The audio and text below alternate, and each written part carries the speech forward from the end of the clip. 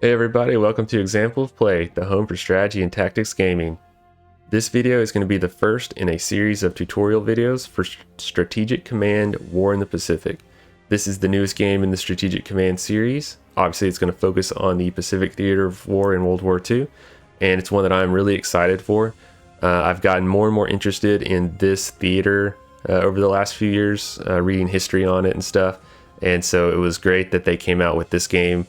Because this is one of my favorite series. I've played pretty much all the Strategic Command games and always have a good time with them. So if you're brand new to the series, this is a great place to start, because I'm going to start with the basics, and then in future videos, this video is going to do kind of UI, very basic stuff, and then the next video is going to go into detail on land units, and then another one for naval, air, supply, and then kind of everything else, and then a strategy guide video for the different campaigns. So I'm gonna try to cover it all. The manual for this game is like 280 pages long, so my goal is that I'm gonna read the manual so you don't have to, and I'm gonna give you all the tools you need to get started. So with that, let's just go ahead and look at the main menu here. The game does have multiplayer, so you can play hot seat, and that's like where two people share a computer and just take turns.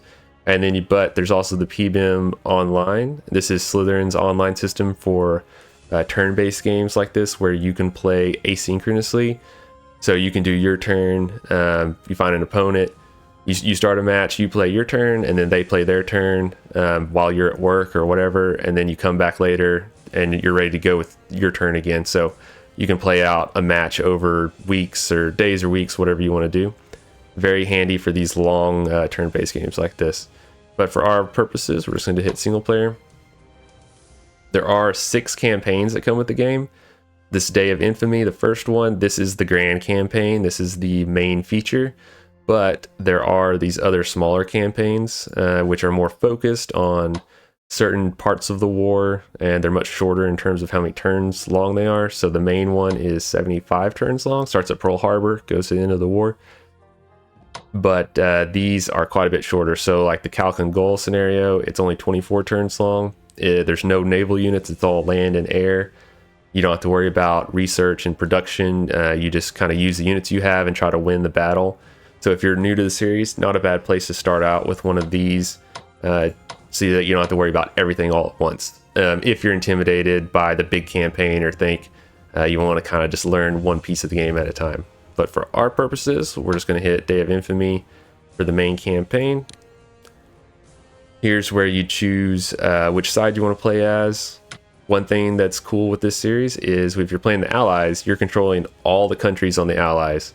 But they all kind of have their own resources, their own production, research is all separate. So you can actually let the AI control some of these if you wanted to. Like if, say, we just wanted to play as the United States, we could turn on AI for the other ones, and that would kind of limit the complexity, or could give you, if you want to kind of role play a little bit of like, I'm just controlling these and we'll let those other countries do what they want.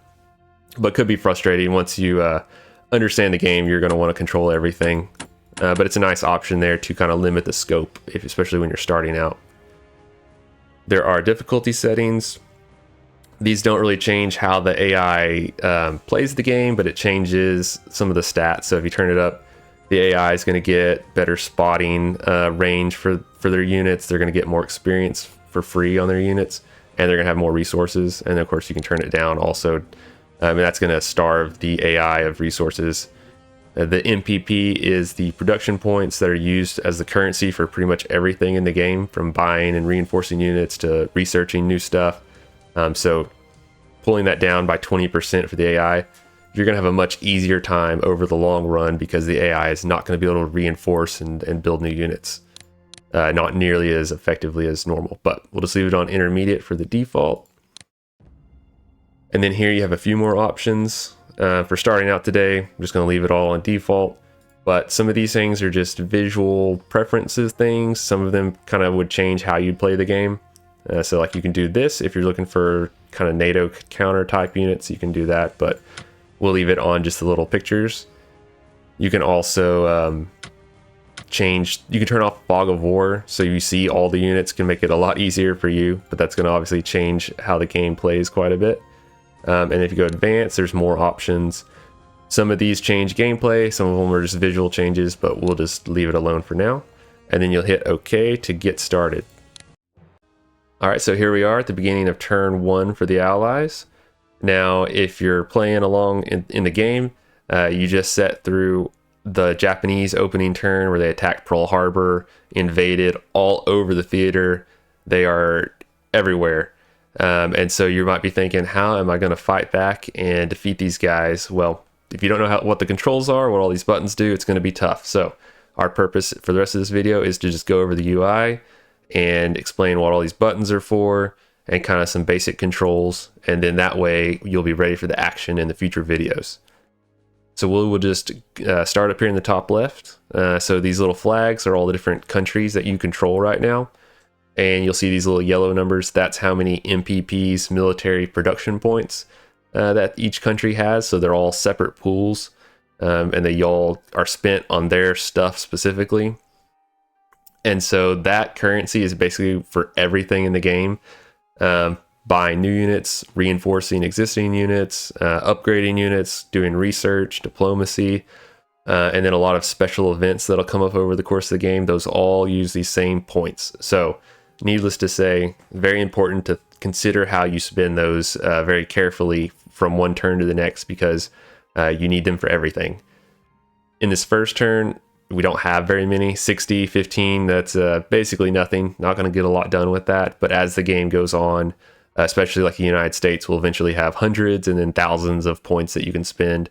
But here in the early stages, you're limited. And so you need to be very careful of what you do with them. And then, of course, in the grand scheme of things, over time, you need to be careful with them as well. Because if you keep wasting them on ineffective strategies, or you're not focused on what you're doing over the course of the campaign, you're going to be less successful. So that's really the most important thing about up here is how many points do you have.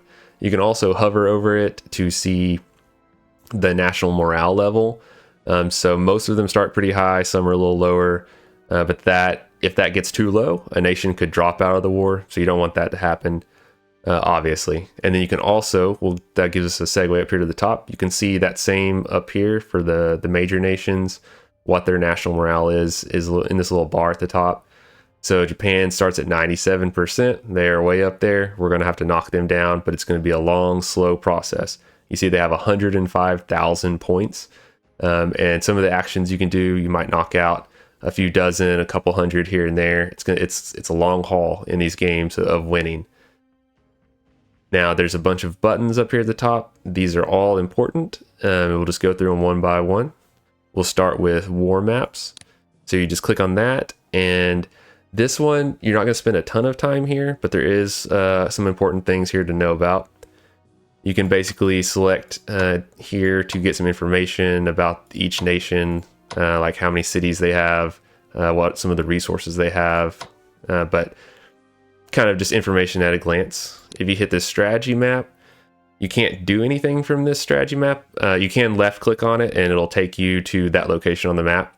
But basically this just shows you where all the units are on the map, which can be helpful just to kind of see that you're not missing something. Kind of at a glance, you can see, did I forget I have a ship way over here or something, or that the Japanese are occupying a spot that I forgot about. So kind of useful for seeing the whole picture at a glance, but not a lot else here. And then there's this convoy map.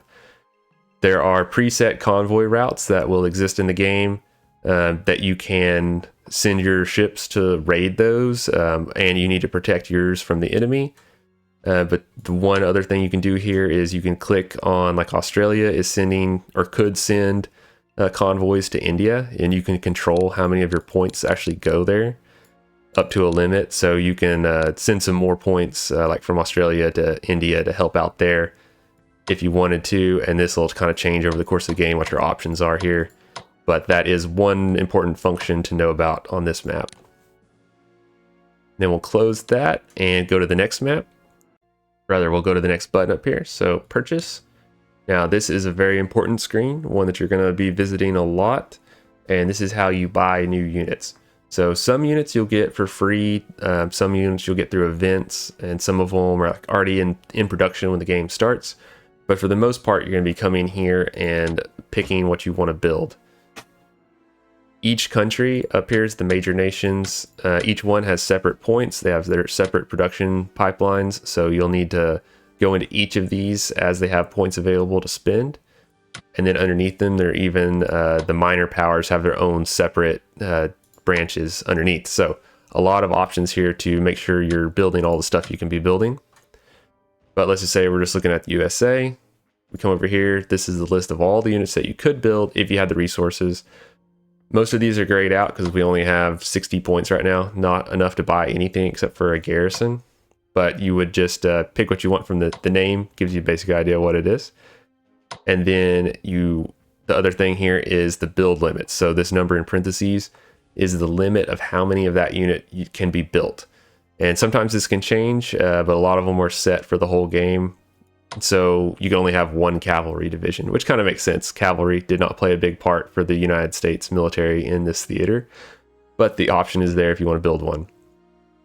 And then the PD here, this is the production delay, how many months it will take for that unit to be built. So like a garrison, 1 month, you're going to get it on the next turn. It's going to be really quick. But some of these, as you imagine, a battleship, a carrier, those are going to take 15 months, so a long time. If this is a game that is covering a 4-year span of time, this is going to take more than a year to build one of these battleships. So when you're thinking grand, long-term strategy, if you want more carriers, you want more battleships, you want to start building them as soon as you can because it's going to be a long time before they come around. Versus some of the infantry units, the smaller units are going to take 3, 4, 5 months to build. So not as long, but still there's a delay. There's always a delay in what you're getting. So you want to kind of think ahead a little bit of when you're building this stuff.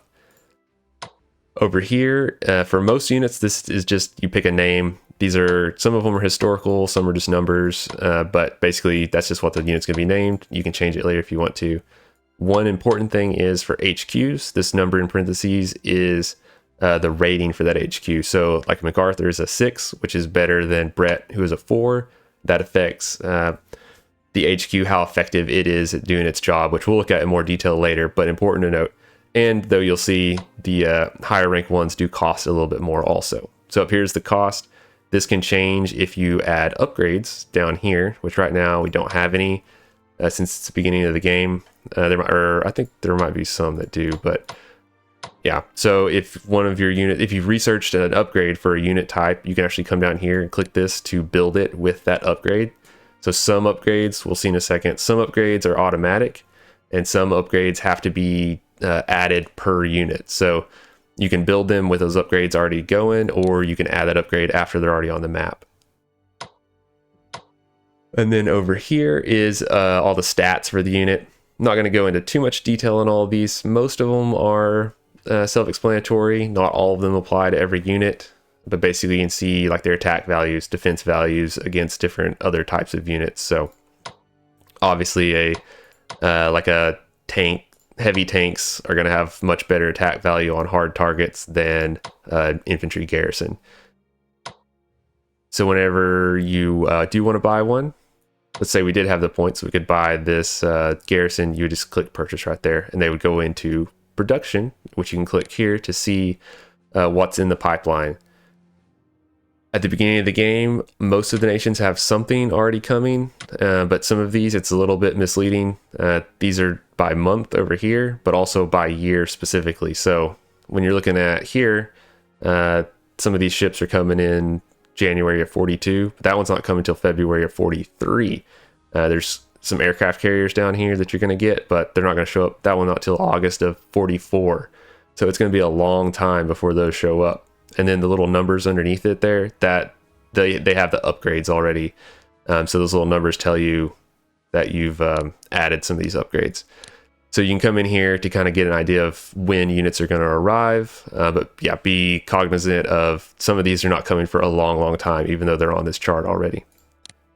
And that's pretty much everything here for the purchase screen. You'll be coming here a lot because you're going to be building units. Almost every turn, you're going to want to build some more units.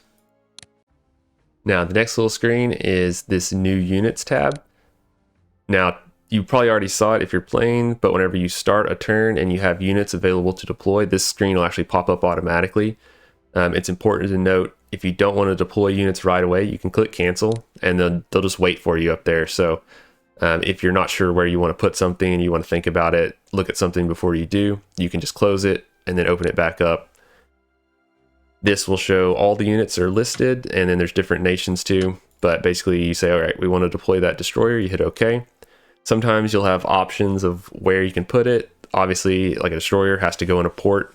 You can't deploy it straight to the front. You have to deploy it where it would have been built. So back here, San Francisco, Los Angeles, and then you just click one of these green hexes to deploy it on the map.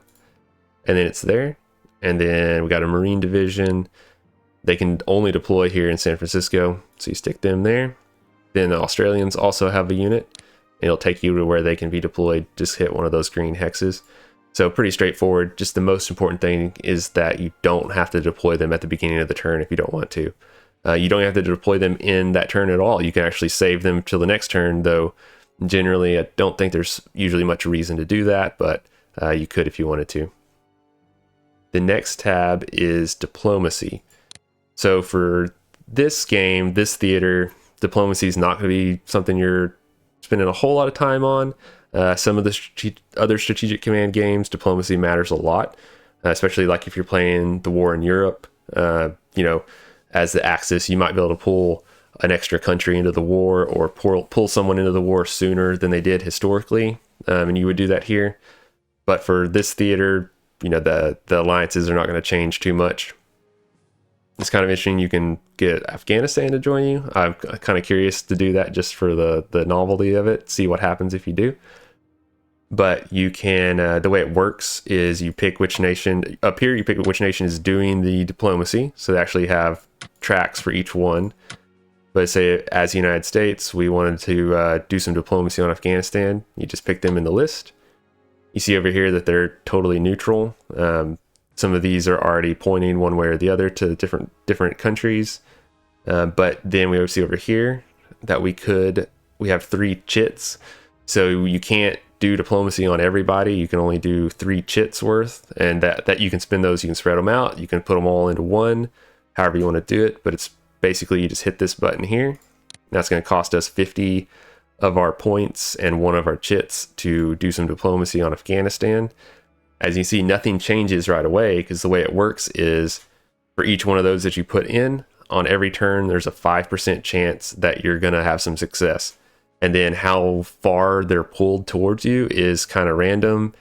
So it's definitely a long-term investment. It's not, you don't just click the button and boom, you've got a new ally. It's, you're going to invest now and then hope over time you're going to get the result you're looking for. But if you were to, say, do another one, it'd bump up to 10%. You could have other nations involved too. And so with a lot of investment, you can move things along faster, but generally it's going to be kind of a slow waiting game. But if you want that, you got to put the resources in. You can also declare war on a nation from here if you wanted to. I think we've got our hands full with the Japanese, so we won't be declaring war on anyone else at the moment. Now, our next tab up here is research. This is another very important one that you're probably going to come look at every turn. You want to check in here. This is how you research new technology to make your units better, to make other stuff better, like your command and control, to get more efficient with like your production technology. Each country has their own research tree, or each of the major powers has their own research going on. So the levels are different at the beginning, and they have to be improved separately over time. We see some of them are green already. That means there's already investment in those at the beginning of the game. So you do have some already going right off the bat. And the way it works is for each one, you can hover over it to get a description down there in the bottom that tells you what it does. Over here is how much it's going to cost to invest. So if we want to boost advanced tanks, we're going to need to put in 150 points of our production points. And you would just click the little up arrow there to do that. We don't have the funds to do it right now. And then we have this ×1, ×2. That is telling us that basically, like advanced fighters, we actually have 2. You don't have chits here in the same way. There's a cap, which we'll talk about in a second. But basically, the more times you invest in something, the faster it's going to go.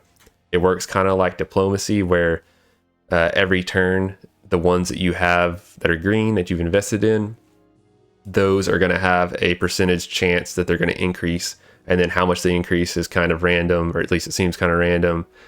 And so you'll be coming back here to see where you're at. Once these will start filling in, they all start at 0 on the green ones, but they'll fill in over time, but it's kind of random. At the beginning of every turn, you'll get some notifications letting you know if any of them change.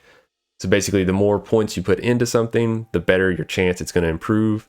Eventually, if you put anything into it, eventually it will get researched, but you can push it along a little faster. But it's not something where you just click the button and now we have advanced tanks. You have to wait. So definitely part of your grand strategy is coming in here and thinking, where am I going to invest my points and time early on in the game to have better units later? Right here tells you what your level actually is in that. So a lot of them start at 0.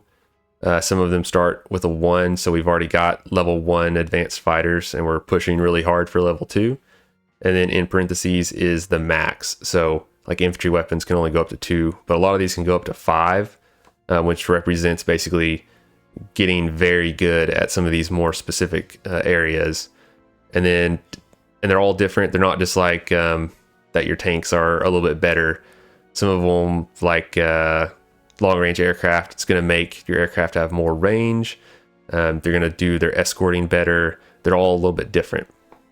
We'll talk about research in more depth in a separate video, but just kind of one thing to keep in mind is that all the topics on the left-hand side, this column, these are all upgrades that have to be applied per unit. So even if you research infantry weapons and you get up to level 2, it doesn't make all your infantry better automatically. You have to upgrade each individual infantry unit with that level of technology for them to get that benefit. So this kind of represents, different units might be not funded better, but, equipped with more advanced weaponry as the war goes on. But you can add those upgrades at any time or when they're being built. But then all the upgrades over here on the right-hand column, these are all kind of passive upgrades that every unit gets that's relevant to it. So infantry warfare is a separate thing. It increases the morale of all your infantry units by 10% per level you put into it. That's going to help them fight better and just be better, but you can only go up 1 level. It's already been researched at the beginning of the game. But some of these can go up to like level 5 amphibious warfare. Obviously, for the Pacific Theater, you're going to want to have some amphibious warfare upgrades to make your this increases like how many amphibious transports you can have going at the same time. So all of these, basically everything here is important and stuff you want, but you're going to invest more heavily in the things that are going to be part of your strategy. And then like down here, production technology makes unit costs be a little bit cheaper for every level you put into it. So kind of another invest early to reap the benefits over time. But the main thing is to know, these are all things that you'll have to apply to individual units. These are all passive upgrades that are automatically applied. The other really important thing here is maximum research. So you don't have chits here like with diplomacy. Instead, you have a cap on how many points you can have going at any one time. Once one of these, like if this infantry weapons finishes out, then that 175 will basically go back into the pool of how much you could be investing. So you could reinvest in it again. You can invest in something else. Up here we see we're at 2590 at the start. So we're already investing quite a bit into research, but really, especially early on in the game, you're going to want to keep this maxed out. So every nation, you're going to come in here and make sure you're researching as much as you can, because like I said, it's a long game with the research. So the more you can do early on, the better. You're going to want to fund your research really well at the beginning of the game and keep it maxed out, so you're always researching as much as you can. All right, now we'll just look real quick at the last tab, reports. This one is probably a little less important, or one you're not going to spend a whole lot of time here, because this is just kind of some information. You can see like how many ports that each nation has. You can look at and see how many losses there have been. There's some graphs in here, so you can see these might be useful to kind of see the trends. Like, is your strategy working for like convoys and raiding the enemy? Are you getting a lot of production points? How's your national morale looking? You can see that up here too. but it's here as a graph if you want to look at it. So not too much to worry about here, but some information if you want to kind of see some things laid out. Up here in the top right is kind of just some game system stuff. Obviously, the big red button is how you end the turn. Here we see the date. That can be useful for knowing, you know, what time of year it is, when you're going to expect your units coming from the production screen. But basically, you click that to end the turn. Pretty easy. There are all these options here that you can change during the game, so you can, you know, change the AI settings, difficulty settings at any time. This one is handy to know. The info button here actually gives you some good stuff. You can hit hotkeys to see a list of the hotkeys. There's not that many. One that I will definitely point out is, or two that are important that I use a lot. S for supply, which, like I might have mentioned, supply is extremely important in strategic command, and that's something that you're going to want to be tracking all the time. And so I'll show you how it works here in a second. But it's S, and then P is to see partisan locations. So I'll show this in a minute also. But this is one that's not anywhere else in the UI. Like supply is down here, which we'll see in a second, but the P is in the partisan thing. It's not really anywhere else in the UI. And I actually played some of these games for a while before I learned about the partisan button, which I can show you. You just hit P to turn it on, and it switches the icons to show you these are locations where partisans would be active.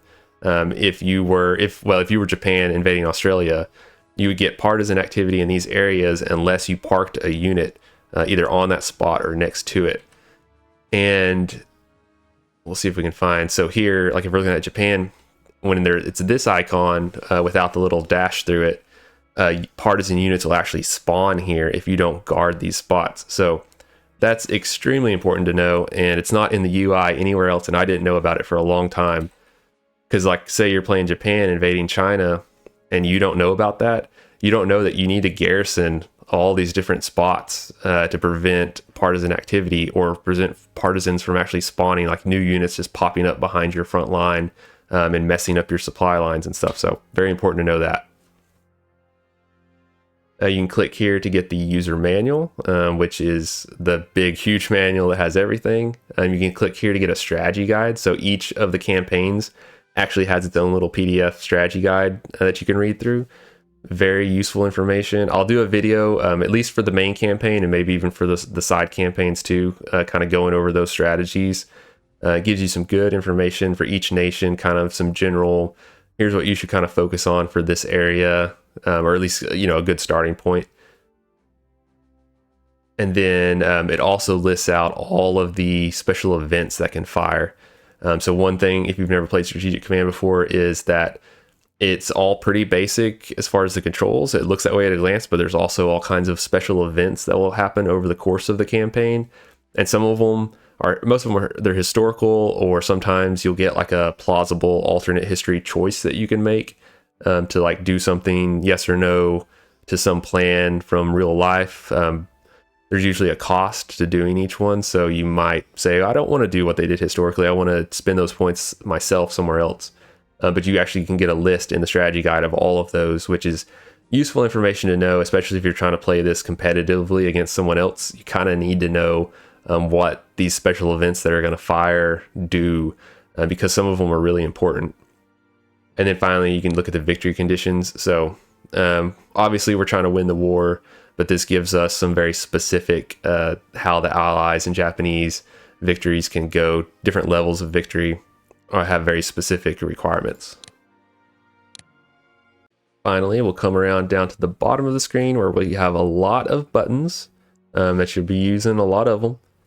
But just to kind of, we'll go into more detail on some of these things later, but just to kind of go over them real quick, we'll just start on the right-hand side. These are kind of more general, and the left-hand side are specific to a unit you have selected. This one turns off and on map info, toggles it. You're probably just going to leave that one on all the time, because if you turn it off, you don't see some of this. Some of these hexes will have like special information on them if you hover over them for different events or special rules for different locations. And you'll kind of see those as you play, but just leave that one on. And then there are these kind of lighter orange buttons. These are toggles, so you can turn off units. Usually you're going to want to see where everything is, but you might want to clear them off so you can see like the special locations underneath them more easily. This one does just a grid, if you prefer to play with a grid on. This one is supply, so you can hit the S key, but you can also click here to do the same thing. Like I said, supply is super important, so whenever you hit it, you'll see these numbers. I'm gonna do a whole video on supply because it's something that I have to study to fully understand how it all works. But basically, higher number is better. Green is better than blue. But you can see here, like in China, it's very important because a unit can be right here and be at 8, which is pretty good. And then they go over here, they cross that river, that mountain terrain. Now they're at 1. A unit at 1 supply is basically useless and is just going to get wiped out. So it's important to know where you're parking these units. You can't leave this on all the time. Besides being kind of cluttering up the screen, it actually makes the game a little laggy when it's on. So you'll kind of want to hit that S key to toggle it on and off a lot. If you hit this button again or hit S again, it'll add some more numbers. This is a like prediction of if I moved a unit to that space, that's what supply they would probably have. But since usually these numbers are like outside, out in the fog of war, you don't know for sure what's out there, but it's like a prediction. So that's the difference between those two screens or two sets of numbers. This one gives you a toggle of which units can be upgraded, and this one does which units can be reinforced. And basically, if you turn those on, it'll make the little numbers under the unit turn green. So like we don't really have anything that can be upgraded right now, but we do have stuff that could be reinforced. So you'll see like this turned green right there, basically telling you you could reinforce that unit if you wanted to. And then how would we reinforce a unit? We could use these tools here rather than being toggles. These are tools that actually do those things. You can click this if I want to upgrade a unit. And when you click that, it'll turn on that toggle for you automatically. But let's say I wanted to reinforce this destroyer here. You can click here and you just hover over it, and it's going to show you that it's going to cost you 8 of your production points, and it would it'd reinforce it by 1 point. So we're kind of limited on how many points we have right now. But if you wanted to, you would do that. Just click on it. And then finally, the sleep tool is going to let you put units to sleep, which what that does is it takes them out of the rotation for these buttons right here, which you click these and it shows you units that haven't, or that could still do something this turn. So they haven't exhausted all their action points, and you can cycle through them. But say you have, we'll look at like up here for the Soviets. You've got some Soviet Union troop up here. They're sitting in this city for a long time. They're not going to do anything. You could just do that. You put them to sleep. It adds a little white dot next to it, and now they won't show up when you cycle through here. Now, if you want to see the buttons on the left-hand side here, these are specific to a unit that you have selected. So you need to left click on a unit to see these. Most of them are similar across units, though there are some differences. But for ground units, they're going to have a lot of options. And we won't go into detail of all of them, but just kind of what they do. You can click to reinforce. So if you do that, it is a little more nuanced. If you do the little tool, it's going to reinforce as much as possible that you can afford for that unit. But if you do this, you can actually reinforce 1 point at a time. So you can kind of be a little bit more picky if points are in short supply. You can do elite reinforcements, which we'll talk about later. You can upgrade, so same thing. You can pick exactly which upgrades you want to do versus if you use the tool, it's going to give it as much as you can afford. Operate and transport are important. Operate is basically moving a unit by railroad. So the unit will need to be somewhere that they can get on the railroad, which these we can't afford, but let's see if over here in China. Okay, so these guys, they're sitting on a railroad. They can operate, which if you click on it, it's going to say, all right, you want to spend 4 of your points. So again, another use for points to operationally move this unit. And what that will do is basically you're spending those points to put them on a train car, and then you would be able to move, instead of being able to move just here, you'd be able to move them along that railroad. And this can be extremely important for moving units rapidly from one end of the country to the other, but it does cost those points to do it.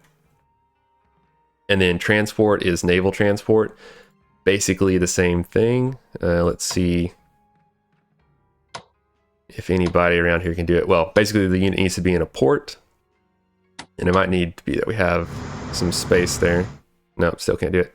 But basically you'd click that, and the unit, it'd be the same thing. You'd spend some points to put that unit onto a naval transport that could then go to another port somewhere else. These next two are amphibious transport, which is similar, but if you're going to land on hostile territory, and rather than going to a port, you need to be in one of these amphibious transport modes so that you can do that attack. But this is limited of how many you can have built based on your amphibious warfare research level. So keep that in mind. You can't load up your entire army in those transports. It's limited. And then you can disband a unit if you want to get rid of it for some reason. You can rename the unit if you want to. You can look at and see its properties, so see all its stats and any honors it's picked up. You can put a unit to sleep from here. And then you can do forced march, which is basically what sounds like the unit can move further, but it's going to hurt some of their stats down here. And then you can also cancel just to close it. Naval units are similar, except for naval and air units have an extra little button here. So they can set convoy mode. You can set them to being raiders. And then if you're looking at air units, there's actually several things. Normally you just leave it on auto for this, but if say you wanted this unit to be focused on just escorting your bombers and not doing anything else, you could set them to just escort duty, or to be grounded, or to just be interceptors. But generally just leave it on auto. And then that is pretty much all those buttons. And then the last thing we'll look at is just down here at the bottom. What are we seeing down here? So obviously you have the little mini map, which you can click on to move your view around quickly. You have over here the unit that's selected, and then over here will be the terrain that they're on.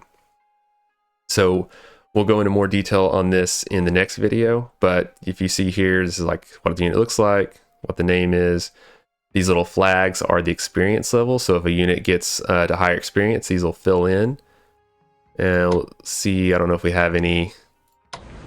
So like these are at level 1 experience, so that's filled in. They're a little bit better than if they weren't. Next, you see the strength. So most units can go up to a strength of 10. There's some that don't, like garrison units only go up to 5. But the 10 is kind of the default. But you see this one goes up to 11. That's because they have 1 experience level. So that's one of the benefits of the experience level, is you can kind of over strengthen. So then you can do these elite reinforcements, and you can actually bump them up to 11, which makes them stronger than they could normally be, which lets them be much more effective if your guys basically outnumber even the best unit that the enemy has. Like these guys are at 11. If the Japanese only have a level 10 unit and yours, you can bump their strength up to 12 or 13.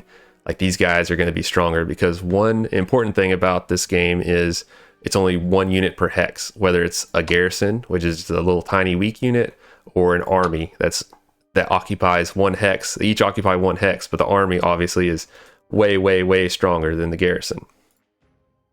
So being able to cram a little bit more strength into a unit is very helpful. Then you see supply, which I said I'll do a whole video on supply. But supply is very important. 10 is kind of your ideal. If we see, let's see if we can find someone who's like over here in Burma.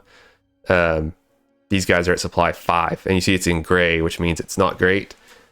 This limits how far they can move. It limits how well they can fight. If it goes down to 0, the unit will actually start to suffer attrition and just waste away.